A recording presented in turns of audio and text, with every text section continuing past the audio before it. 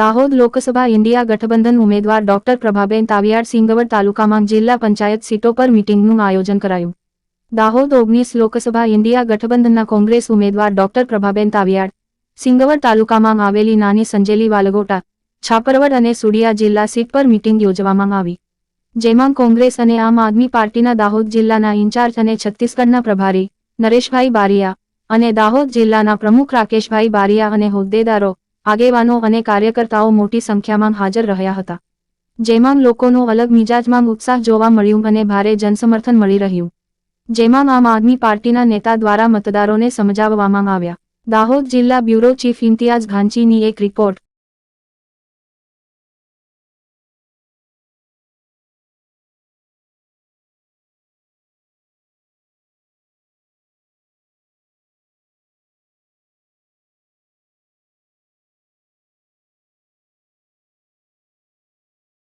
महाराज किरणभाई अने प्रवीणभाई साथे साथे जसवंतभाई, जयंतीभाई, सुनीलभाई अने आ गामना वडील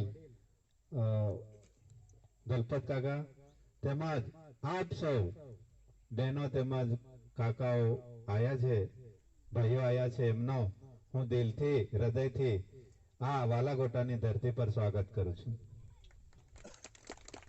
आजे आपणे તમે પહેલા મને 2022 માં મતદાન પેટ ભરીને આપ્યું છે। વાલાગોટા વાળા દરેકનો આભાર માનું છું, કારણ કે આપણે સતત લાંબા ટાઈમથી આ વાલાગોટા મારા ફાધર લડતા હતા તો એ આપણે સાથે રહ્યા છે, હાલ પણ સાથે છીએ।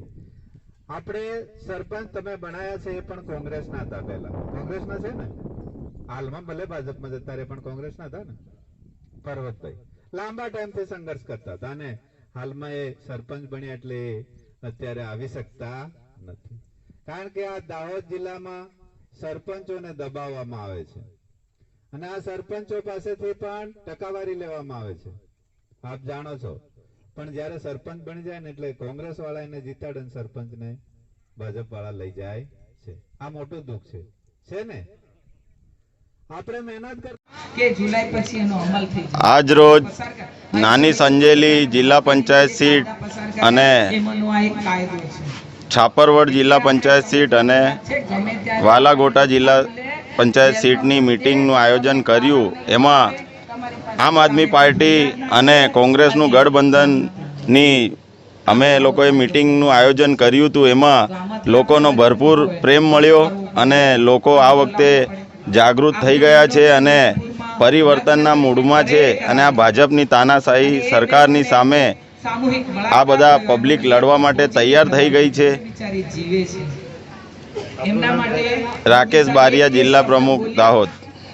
આપણા સાંસદ